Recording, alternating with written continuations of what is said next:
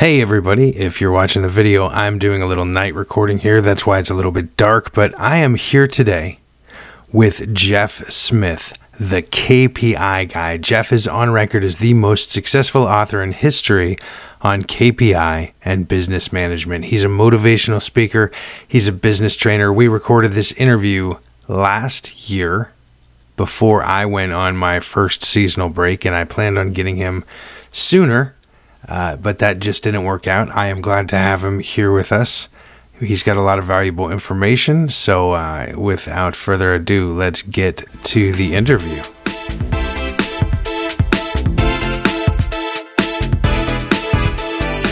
Welcome to the Second Mix podcast, where we reflect, revise, and remix our lives. I love to talk about things that matter with people who care.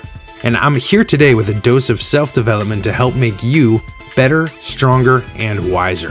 My name is Matt Bennett, and I'm bringing you some old school personal development from the original masters of motivation, as well as interviews with entrepreneurs, authors, coaches, and consultants, anyone who has a mission of making things better. I like to start out just asking everybody, what do you do, Jeff? Well, I don't like talking about myself because it sounds conceited. But as you've asked me, I will share. So I'm on record as the most successful author in history on this subject of key performance indicators and business management. As a result of that, with book sales going all over the world, I get asked to speak at conferences. So pre-COVID, I was doing conferences all over the world. I've spoken in over 74 countries now, hundreds of different cities. And my work, I'm privileged that it's touched the lives of millions of people, for which I'm thankful and blessed. So my speciality is key performance indicators. You might want to ask, what is that? What is KPI? What does that mean? I'm sure. But if anybody has written a book and they're still sitting in your garage, I probably have an answer for that. If someone's thinking about writing a book, I probably have some help for people that want to do that. And then it's about, for the last 40 years, Matt, I've studied how do successful people become successful. And I wouldn't not say that's my work, that's more of my passion. Although the learnings from that journey have undoubtedly spilled over into my work and enabled me to achieve some incredible things in life. So I think that should do for now. How about you? What do you do? I am a business consultant and an office manager at a brokerage, helping people with marketing, looking at their websites and essentially saying, nobody's going to buy anything because you're not even selling anything on this site. Yeah. I read your site and it says my grandfather built this business in 1923 and you should come here. And I'm like, what do you do? I don't know what you do. Hence the opening question. That will make sense now. Yeah. Yes. Yeah. And I do a podcast, as you know. Okay. Well, thank you for inviting me today. I feel blessed. I'm honored. I love having you on here. You know, Brian Tracy talks a lot about key performance indicators, though he doesn't use that terminology. He says key performance objectives, and then he's got another acronym for it. He's got something else that he says, but he always says key performance objectives first. What are key performance indicators? What is KPI? You are the KPI guy. I am the KPI guy. Thank you. So KPI means key performance indicators. So what is a key performance indicator? As you say, Brian Tracy used them, and so does every person in the world, although they might not realize it or might not recognize them as key performance indicators.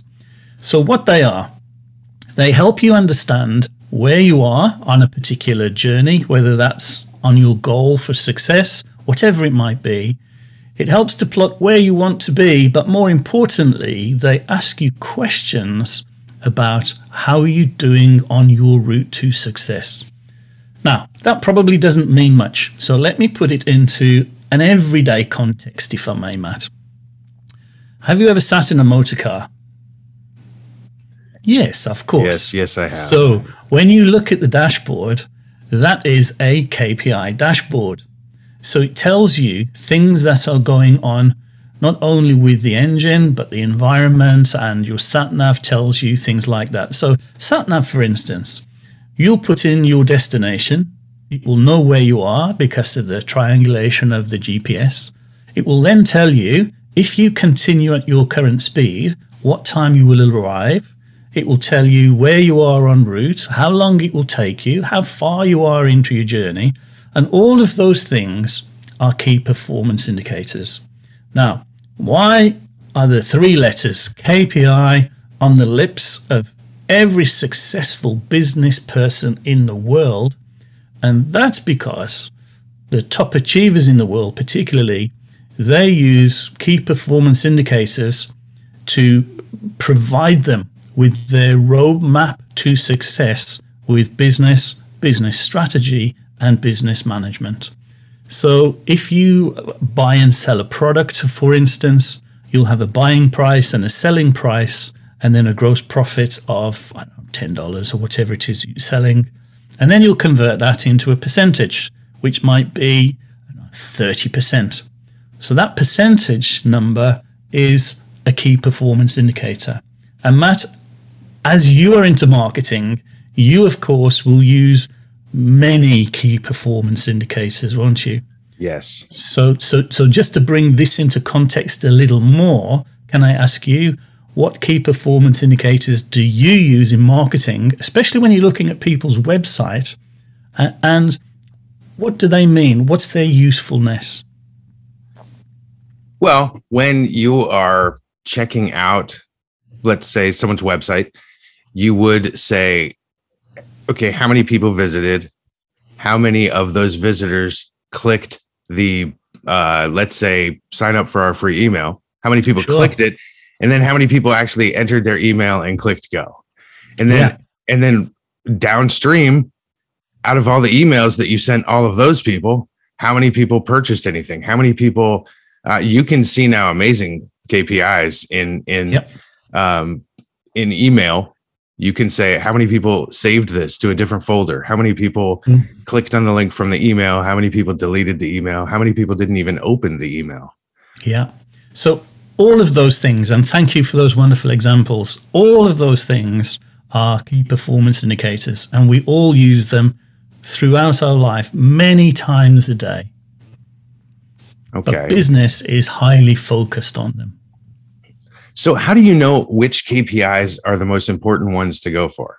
That's a brilliant question. Absolutely superb question. Some people ask me the question, so Jeff, what are the top 10 KPI? Which is really similar to what you just asked me. And that's easier for me to kind of categorize that. Okay. And that is, there is no silver bullet here. So what would be the top 10 for you, Matt, would probably not be the top 10 for me, even if we were in the same industry. So if you had two websites, for instance, let's use your organization, and those websites, one was in the engineering industry and the other was in sports shoes or tennis rackets. It really doesn't matter.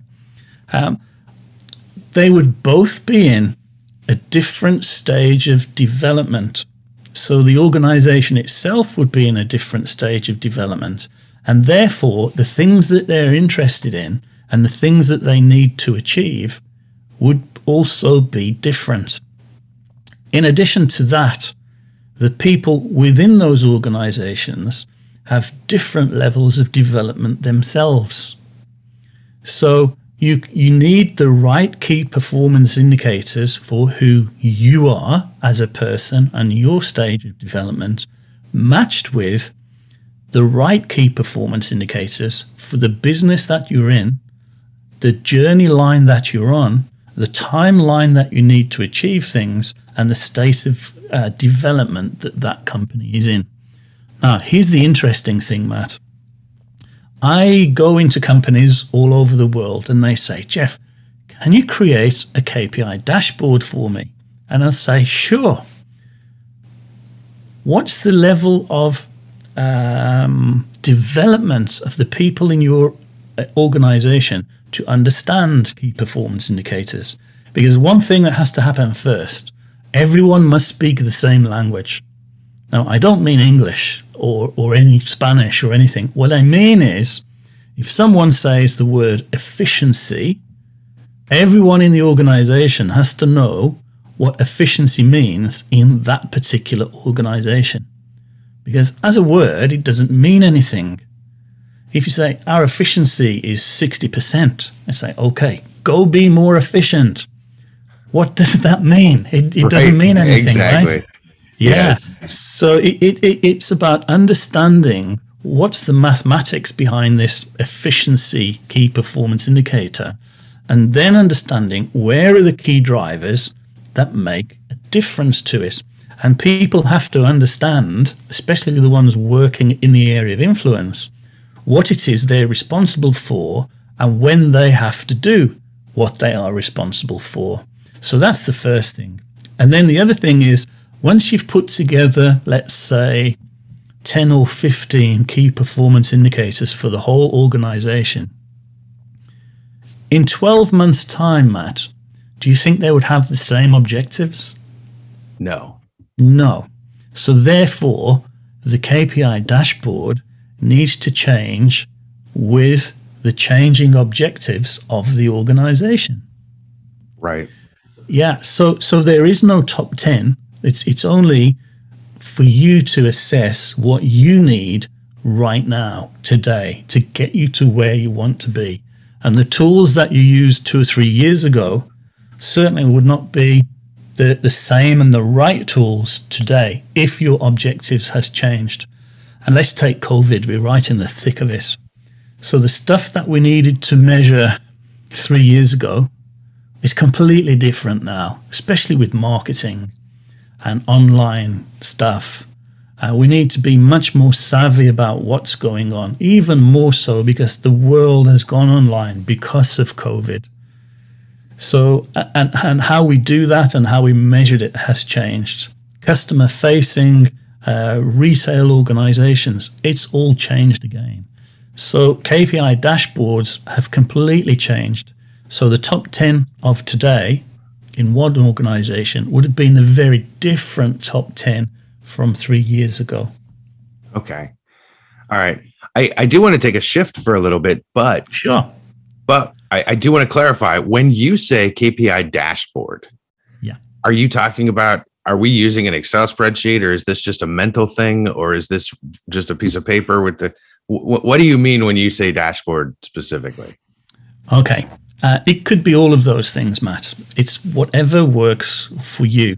So Beautiful. When I say a KPI dashboard, what you don't want, let's think about the latest car. There are a number of instruments on the dashboard, right? So you'll have a speedo, you might have a tacho, you'll certainly have a fuel gauge, but there'll be other things going on in the background that you don't need to see until a problem exists and then a light comes on, right? Yes. Can you imagine if all of those lights were on the whole time? I'd call it analysis paralysis. So you don't have to measure everything you know all of the time. You need to be selective. So you say, okay, if you now look at an instrument panel on your car, probably about 20% of the instrumentation is visible to you. The other 80% only comes on when there's a problem with those things. And it should be the same in business as well. So when I say about a KPI dashboard, it's about picking the right 10 or 15 key performance indicators that are useful to you right now, and then you share them with the team. Now, your question really is, well, how do you share them with the team? Do you do it with an Excel spreadsheet? And there are many ways that you can do this. And this is about leadership now and communication. Let me give you just one example. I used to run a car dealership, and we used to have a split shift with the technicians in the workshop. And we were working on this thing called utilization, which really asks the question, when the technicians are in and available to work, what percentage of the time are they utilized? In other words, how much of the time are they clocked onto jobs? And how much of the time are we paying them for where they're not working because we don't have enough work? And this particular dealership I went into was quite weak. It didn't have much work. So I did lots of marketing. All of these things got lots more work in. So this was our hot topic. How do we communicate this to the staff? You could use lots of tech. You could do spreadsheets. You could have TV screens on the wall. I've seen all kinds of things. However, you might want to think about, how do we use that to motivate people? And one of the things I did the most effective, so we had the TV screens on the wall, we had spreadsheets, we had all the things. The most effective one I had was a piece of chalk, Matt. So what did I do? Shift A, they worked, and when they finished, they had their utilization results. So Shift B comes in, but before Shift B went into the workshop, they have to go through a door. And I got a piece of chalk and I wrote on the floor, 89%. And then as the next shift came in, they said, "Hey, Jeff, what's this 89% on the floor? What's that for?" And I said, "That's the utilization that the team before you achieved." And they go, "Right." So what's in their mind? They've got to beat 89%, right? So it's, yes, you need to think about how you're going to share the information, but it's about those guys that went in knew what 89% meant. It wasn't just a number, and they knew what they had to do. But by me writing it on the floor, it just put some fire in their belly. Wow. That's a great way of sharing it with the team. I love that. I love that. I believe that's called anchoring. Yeah. You're anchoring them to a number, and they're like, yeah. They just wanted to beat the previous team, you know. Exactly. So did that number just keep going up? Yeah. That's beautiful. I mean, there's only so far you get. For that, the benchmarks, for instance, between 85 and 95. So 89, they'd achieved about mid-range. So, and we were on fire. It was the thing. And of course, once that's sorted and we stabilized it, you just pick another KPI to focus on. But you have to make sure everybody understands their role, their responsibility, and what they need to do at the time. Wow. So here on this podcast, the tagline of this podcast is actually reflect, revise, and remix your life. And okay. And that is what we do. And I tell people to reflect.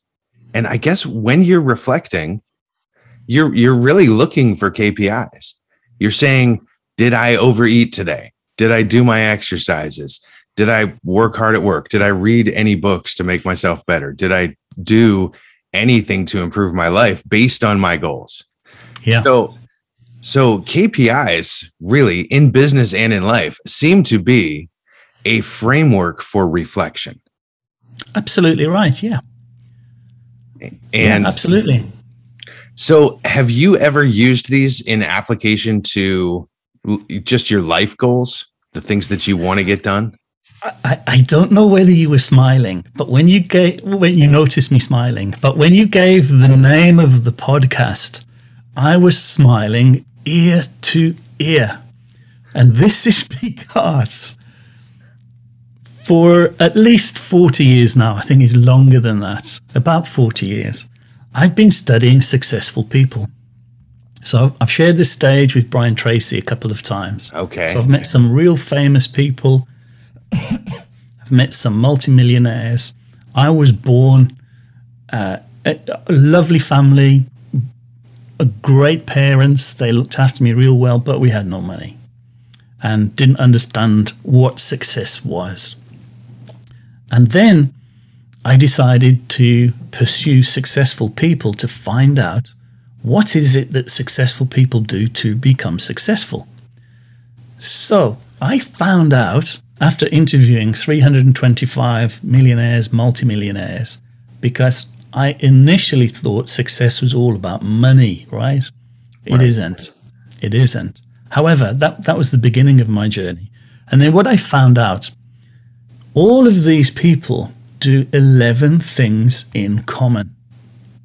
And I thought, okay, if I isolate these 11 things and I do them myself, I should be able to replicate success for myself. Guess what? It worked. Fantastic. So, Matt, you're going to say, so what are the 11 steps, right? Yes. Yes. What are the 11? Let me start you off with step 1, 2, and 3, because this is relevant to the name of your podcast, which is why I got a huge smile on my face. So step 1 is to know what you want with clarity. I would say 97% of people in the world do not know what they want, and certainly cannot do it with clarity. So they fall at step 1. So there's no point in knowing step 2 and step 3. So we'll talk about that in a moment. Step 2 is to write it down. And you write it down with a pen. You don't type it with a keyboard. I don't know why, Matt, but there's some connection when you write with a pen and paper to put this stuff in your head and your brain. It's a very different experience to typing. And that's probably the only thing I write with a pen nowadays, actually, my goals. But then the next phase is the 3 R's. Review, react, revise. Which is why, it's got you now, you see, it's smiling. So my whole company logo is a graphic about how successful people become successful. And it has these 11 steps in it. And on the goal setting part, it's got these 3 marks, which is review, react, revise. So to begin the journey on the 11 steps of success, let me just recap, is to know what you want. And we can talk about some examples about that and how people fail. To write it down with clarity, and then review, react, revise. Wow. That is pretty cool. I like, I like when things come together like that. Yeah. Now your revise is what I say for remix. Yep. Because I'm thinking more like write it down, and then for revise, it is figure out what you need to do next. And then remix is those ideas that you just came up with, actually employ them in your life. But yes. Yeah. So are you doing this? Are you going to do the podcast on video or just audio? I am just audio. I'm going to keep the video and maybe put stuff up on a YouTube channel someday. But well, if you want to come back and do a video, this is completely your choice. I have a live working model for the formula for success. Okay. And so if you want to come back and do that, and if your listeners now think, okay, yes, I want to see that, perhaps they can send you a message, and then we'll get back on and we'll create the video, and I'll show the 11 steps and how this formula for success works. And it's all about review, react, revise. But it's using key performance indicators to plot your goals with absolute accuracy. All right. I would do that. If anybody emails me, I will get this happening. So yeah, sure. I'll leave that with you. Okay. So let's talk about your charity. But I want to tell you, so my wife started a charity. Yeah. And I'm trying to figure out how to market it, because marketing a charity is an entirely different thing. Like, sure. Because the target audience of the advertisements is different than the target audience of the people that you're trying to help. Generally, if you're selling a widget, you try to find your target audience of the people who want to buy the widget, right? Yes. And So that's easy. You figure out who they are and then you talk to them. Yes. But now your target audience is a completely different, ambiguous mix where you're like, I want to help these people. Now I have to find these people who want to help these people. And I've got to talk to these people. Yeah. So it's tough. But anyway, I was just thinking about you obviously with your, I think you have your own charity, right? No, or I'm CEO, but no one owns a charity. Right. You're a board member or a CEO or a chairman or whatever. Okay. No one actually owns a charity. It's not like Right. a company. You're doing it for the good of the people. Okay. And in that charity and as CEO, I am sure that there are KPIs involved with that charity. With me? With you. The KPI yes. guy? The KPI guy. I am sure that that's how you laid it out. Oh, yeah. Oh, yeah. Yeah. So there are two charities that I'm involved with. I'll just share the one with you. Okay. So in my personal life, my passion is flying. I'm a pilot. Wow. You wouldn't think that with my job with you, having traveling to a different country every week. So for relaxation, I fly. but it's me that's in control, not someone else. So a number of years ago, I was asked by someone who was a pilot in a piloting charity to say, would you like to come and help us? And it's the purpose is to transport anything that is possible to be transported by air. It might be a person, it might be equipment, it could be absolutely anything at all. It could be looking for missing persons, anything that would help from the air. And you would be expected to fly, to donate your time, to donate your aircraft. There's absolutely no money in it whatsoever. It's just, do you want to help and assist? So I said yes. And then I was helping and assisting, but this charity wasn't doing much at all. In fact, it didn't do any marketing. It was a bunch of pilots who were very well intentioned saying, I'm here if you need me for anything, just ask.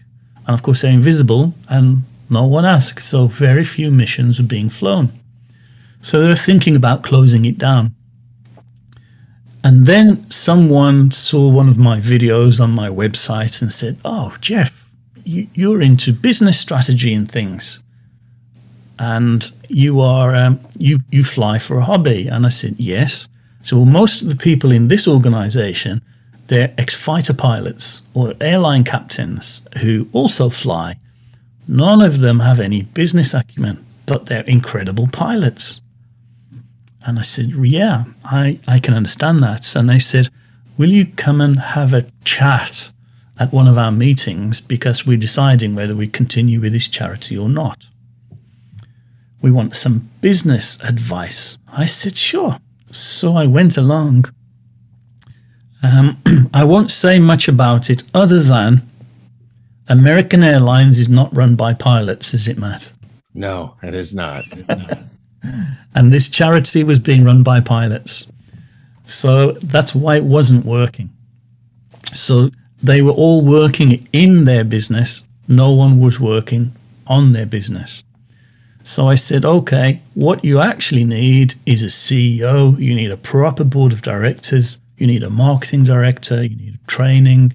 You need all of this. It needs to be set up like a company. And they said, oh, that's fantastic. So then they started electing members. And it was all the same members that were there an hour before my conversation to them. And I said, well, if you guys had the knowledge to do this, you would have done it already. And they said, okay, then. So will you be CEO then, Jeff?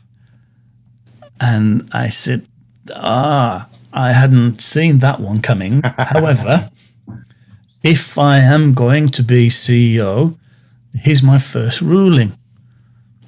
The current organization must fold. Everyone holding a position will be removed from the position. I'll decide on the structure and I'll put the right person in the right place. That's my condition. And they went, wow, but I've been chief pilot for 12 years. And I say, yeah, well, you won't be chief pilot anymore. It ends the moment you make me CEO. Or you just carry on. And sometimes you have to be tough like that. Right. Otherwise, you just carry on with lots of pain. So I gave them more plans, and then I disbanded what existed and then set it up like a company. In the following 6 months, we did more missions than in the last 20 years, and it continues to do so. And rather than just sitting back and waiting to say, here we are, we're just a bunch of pilots, and this might be an idea for you, Dave, rather than having a charity that survives all by itself, what I decided to do was to have strategic alliances with other charities. For instance, we fly, we don't have anything on the ground. So it would be sensible then to think, well, who has a charity that's on the ground that we might be able to have a strategic alliance with? And there's an organization called Blood Bikes. I don't know whether you have that in the UK, but their name kind of says what it is. And they're like a courier service on a bike, a motorcycle, and they move blood to different places around the country in relays. So it helps with traffic and things like that. So I spoke to their chairman and I said, when you have large areas to cover, so 1,000 miles or something like that, or across water, then the limitations are obviously on a bike. You have a number of relays to get across the country. What about if we had an aircraft in between? So we flew the long leg and just met a motorcycle at each end. You can meet us at an airfield. And they went, wow, that would be fantastic. So we set up that strategic alliance, and we were doing frozen milk, especially in COVID times. There's an island just in between England and France called Jersey, and there was a woman on there who'd given birth to a premature baby, and she couldn't produce breast milk. And because of COVID, they couldn't get ordinary breast milk. So they needed COVID-free frozen breast milk, and the only milk bank was in the UK. So I had a call to say, Jeff, can you fly this across the water 80 miles? Otherwise, this premature baby will die. I said, sure. So we got the motorcycle to pick the milk up from the milk bank, ride it to us at a local airfield. We then flew it 120 miles, of which 80 was over water, dropped it into the hospital, and the baby survived. Awesome. And I thought, there's something here. This really, really works. So then this organization, Blood Bike, started calling us to say, can you help us on this? Can you help us on that? And so our reach extended. Then I found out there's a university hospital in Birmingham. Birmingham is in the middle of the United Kingdom, second largest city, a few million people. And it has a university there, university hospital, that does a lot for world medicine as well. And across the world, there's a viral infection called C. diff. I can't remember the long name. Too long and medical for me. But it's shortened to C. diff. So people were going into hospital, picking up this additional infection, and it was either crippling them, losing the arms and legs, or killing them. And giving them antibiotics was accelerating the route to death. And the problem is it's putting good bacteria back into the body in a quick enough time, but without using antibiotics. So Birmingham University have refined a system where they take fecal matter from healthy beings obviously clean it up and work their magic on it. And it has to be frozen to minus 80 degrees Celsius. That's cold. And then ferried to the patient. And it must leave Birmingham and be within the patient within 5 hours. Now, that meant if we sent the blood bikes there, they could only reach a 2-hour diameter of Birmingham. So if you lived within 2 hours of Birmingham, you would survive if you got C. diff. If you lived outside of 2 hours, you're most likely to die if you got C. diff. So I said, right, okay, how about if the bike picks the medication up from the hospital, brings it to a local airfield, which is 10 miles away from the Birmingham hospital. We then put it in an aircraft and fly it to wherever it needs to be in the UK. We meet another blood bike where we land. And so we had the furthest reach ever, and we got it inside the patient in 2.5 hours. Now, that means we now can reach, that medication can now reach every single person in the United Kingdom now, bar none. And we're shipping that medication every week. So that really is a case where we developed the charity and the strategic alliance to save lives. So that's one particular initiative I'm really proud of. That is fascinating. That is amazing when you think about the fact that it started out with a group of pilots who wanted to help people, but they just had no direction. Right. They weren't even saying how can we help people. They were just sitting around hoping somebody would call that needed a plane, right? Yep. I'm a pilot on a plane. I'm here if you want me. Right. And I'm sure you've seen lots of websites that do that. Yes. So what is it that you do? Exactly. Yeah. That's a beautiful first question for anything. Yeah. What do you do? We're really fortunate in that we don't need much money because each of the pilots, including myself, we selflessly donate our time, our aircraft, our fuel, everything. We don't charge the charity for anything. We just go do it. That's really cool. I mean, I've never heard about anything like that. So yeah, neither had anyone else. It is fascinating, right? Right. I guess that's funny that I would say I've never heard of it when it's the first of its kind anywhere. Yeah. Yeah. So outside of probably military operations, think of stuff like that all the time. Absolutely right. Yes. And of course, most of these pilots are ex-military pilots as well. So fantastic pilots, but just not an understanding of business. So I just put the people in the right place. I got business people doing the business end and the best pilots doing the flying end. Excellent. I love it. Yeah. Well, Jeff, thank you for coming on the show today. I do have a couple more questions for you. Sure. The first would be, I do like to give my listeners an exercise to do based on the expertise of the guest. Uh-huh. Do you have any exercises? I know I'm throwing this out as a surprise, but do you have any easy exercises that my audience could do that's going to help them with their lives and their direction? Yes. And I'll tell you what that is in a moment, but I want to ask you something else first, Matt. Okay. I speak at conferences and I do training, and I can spend a whole week with an organization. And there's a reason that much of the training that happens in the world does not work. And it's because it's treated as information transfer.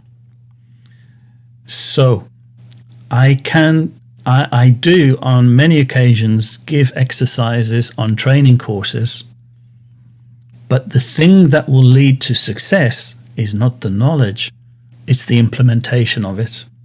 Yes. So I'm going to ask you, Matt, once I've given the exercise, what will people do? when they've completed it, or if they complete it? Are you expecting them to send it to you? Do you want them to send it to me?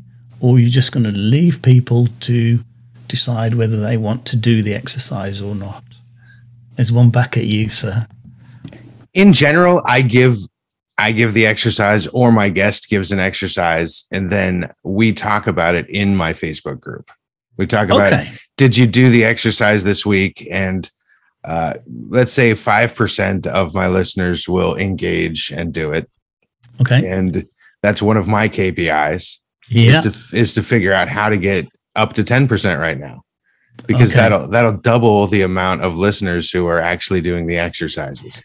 Okay. Well, let's kill two birds with one stone then. Okay. Because if we're talking about improving performance, what we have to do is first learn stuff and then do stuff. So if you don't do anything, then your chances of success in that particular area are zero. So here's a challenge. No matter what it is you want to do or achieve in your life, the first thing you have to do is to decide what you want, and you need to have that written down with clarity. Now, my challenge to the audience, and I'm very happy if anybody wants to send it to me also, and I can integrate into your Facebook group if you wish me to, is write it down, and it's quite difficult to do. So saying, I want to earn $10,000 a week in passive income. That's not a goal. I want to write a book. That's not a goal, because there's something else behind that. For instance, I was doing a mentoring program with a lady last week, and she said, I've got an idea for another book. I went, oh, another one? How many have you written? She said, oh, one. I said, great. She said, the problem with, they sit in my garage. I've not sold any. And I said, okay. She said, I did my goal and everything, but it didn't sell. And I said, and what was your goal? So she told me, and basically her goal was to write a book. And I said, well, your dreams have come true because you did write a book. Okay. Yeah. What your actual goal, what you wanted to do, was to sell the book to help people and maybe make some money, right? She said, yes. I said, but that wasn't your goal. When you started out, your goal was only to write a book, and your goal was fulfilled. And all of those books now sit in your garage. So, so the challenge here is to think about what you want to achieve and write down your goal with clarity, with absolute clarity. And if you can do that and then implement stuff, you will be 100 times more successful than you have ever been on any other project. I promise you. Okay. Yeah, and it's only relevant to those people who want to succeed at something. If you don't, then it's not relevant. So shifting that number from 5% of your listeners to 10%, great. Yes, I want to shift from 5 to 10% so that I can see even more progress, that the podcast is actually helping people. Absolutely. And then you can pick on subjects that are relevant to what people have submitted in their goals as well. So you hit 3 birds with one stone. So you get to see what people want to achieve, and then you can invite speakers and mentors like myself to maybe pick one of these as a live example on your podcast and go through a mentoring session. How cool would that be? That would actually be really amazing. I kind of have a couple things started like that with marketing. I love the fact that I'm gonna delete those words that I just said. I don't mind being transparent on my podcast. Like, I've opened up my life to everybody who listens, because that is really the only way, like, to say that this stuff worked for me. That I was 3 years ago, I was a bum. I was making $8,000 a year as a musician, and I wasn't really trying to get better or do anything with my life, and just assumed that this is who I am and I can't get any better. And then I ran across Zig Ziglar and Jim Rohn and Brian Tracy and started listening to those guys every single day. And So I want to, so I want to open myself up to that stuff. So I don't mind being transparent. In fact, even going so far as to say, because my listeners don't engage that much, I don't always know what to do with my podcast. I don't know what should I talk about next week, right? Okay. Here's an offer, Matt. Everyone who's listening to this podcast who wants to move forward with their life, write down what you want, your goals and objectives. Submit it to Matt, whether that's on email or on Facebook. If you want me to, I'll pick one or two of those, and on the podcast, we'll go through them, and I'll teach you how to achieve greater levels of success using those things that you've written down. How does that sound? That sounds wonderful. I think that this will be a really fun experiment, and I think that people are really going to be helped by that. Yeah, well, let's see how many people write down and action. Let's find out if we can move the 5% to the 10%. And the thing is, Matt, you can even ask for more than 10%. The universe tends to deliver what you ask for. Okay, that's good. Well, everybody can email that to me at matt@secondmix.net. Just so we know. Got to get that in there. Yeah, sure. And then a question that I ask all my guests is, if you had the entire world on the line for 43 seconds and everybody could understand you, what would you say to them? Well, I'm the KPI guy, so it's got to be something to do with that, hasn't it, really? So based on the conversation we'd have today, here's what I would say. We live in a world where everything is being measured. Everything. When you're working on your goals and aspirations, make sure you measure the right things in the right way. Okay. That's fantastic. I love that. And I'm going to go about trying to figure out how to measure the right things in the right way. Yeah, well, that comes down to the objective that I've set for you, is to write it down with clarity.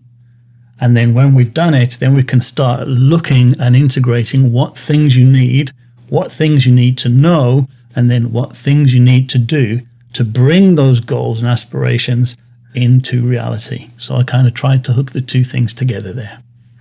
All right. Well, can I ask you another question? You just did. I didn't. Okay.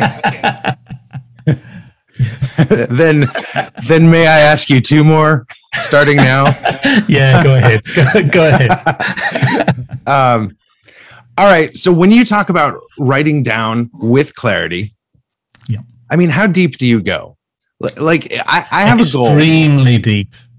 Extremely deep. So let me backtrack and rewind on the lady I spoke about earlier. She wrote down and had on her keyboard every day, I want to write a book. So she got what she wanted. Well, she got what she asked for, not what she wanted. So she wrote the book. What she really wanted was to sell the book and make some money. But just to make some money is not good enough to be in your goal. Let me give you a live example. I speak to lots of people and I say, what do you want? And they say, I want more money. That's what I really, really want. And I say, okay, hold out your hand.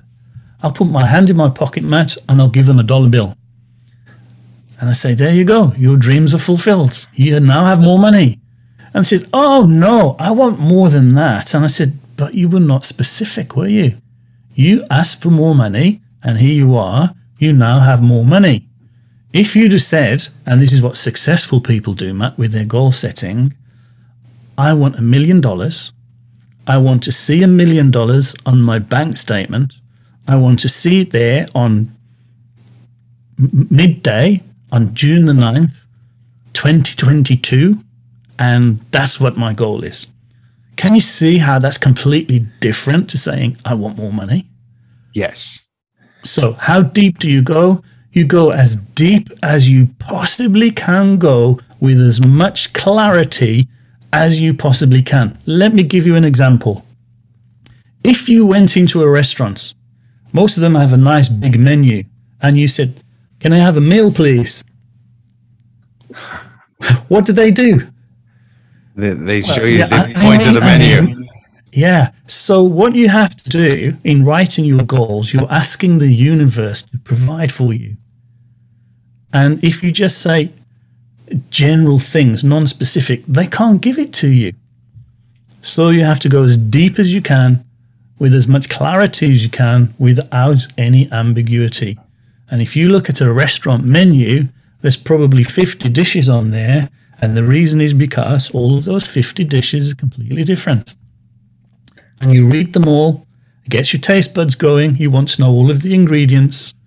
If it just said meal 1, meal 2, meal 3, what would your reaction be? I want more detail. What is in meal 2? Yeah, of course. So that's about writing your goals. You need equal clarity in writing them, because you're asking the universe to deliver, so the universe needs to know exactly what you want. Thank you for listening to the Second Mix podcast. I am Matt Bennett. Please leave a review and give me an honest rating wherever you can.